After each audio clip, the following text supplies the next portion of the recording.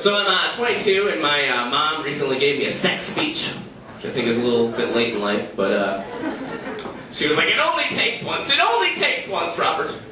You could end up with a mistake that haunts you for the rest of your life just because of one drunken night in 1984.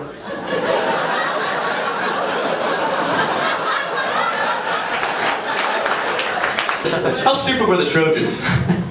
You guys remember how that all went down? The Trojans had these walls that couldn't be penetrated, so the Greeks gave them a huge wooden horse as a gift during their war. But it turns out there were Greeks hiding inside of that, jumped out and slaughtered all the Trojans.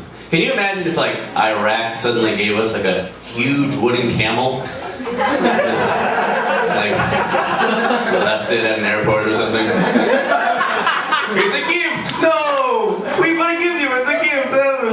I'm pretty sure we would look inside at that point. I think there was probably at least one Trojan who was like, we were just at war with them. Maybe we should look inside of its mouth.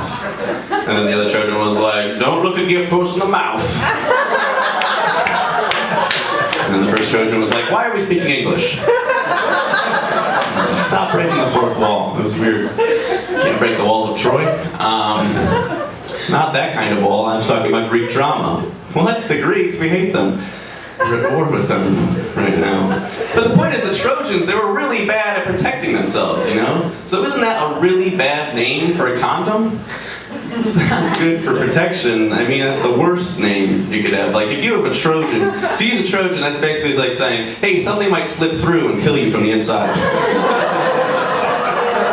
I started doing stand-up about 3 years ago. I remember the first time I did stand-up, it was kind of like the first time I had sex. It was really awkward and there was one person laughing. I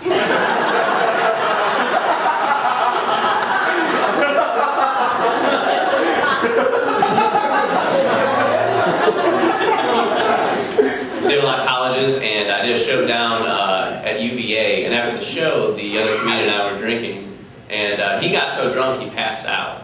So I wrote out a note that said, in case my memory is erased, I am a time traveler. When it's talking. Then I dropped him off in Colonial Williamsburg.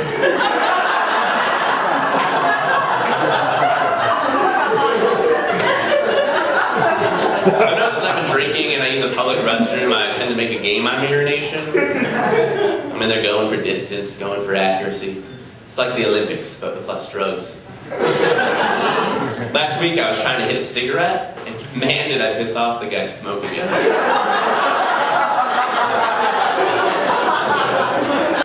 I went there with like a date. It was like our first date, which is awkward that she's walking out during the middle of my set. But, well, the cat's away, the mice will play. So seriously, I thought she would never leave. Oh,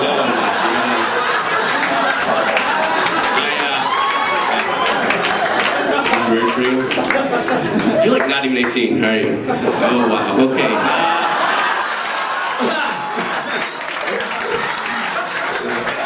Didn't happen, no cameras on that one. So, you know how pirates say "R"? If a pirate was from Boston, would he just say "ah"? I don't like it when white dudes try to act ghetto, try to act gangsta. Like, one of the things they'll do is, like, when they're approaching a girl, they'll, like, limp up to her. They'll be like... Hey, what's up, girl? How you doing? Yeah. I don't know about you, but I don't think it's cool to look injured.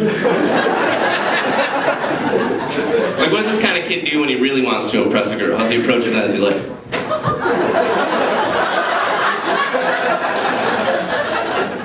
it awkward that your mom's here?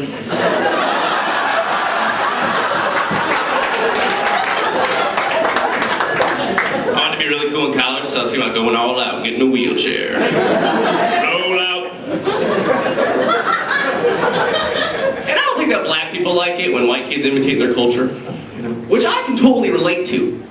Because as an Irish American, I can't stand it when I'm in a club and I see some black guy with a Guinness in one hand and a shillelagh in the other. And he's just jigging away.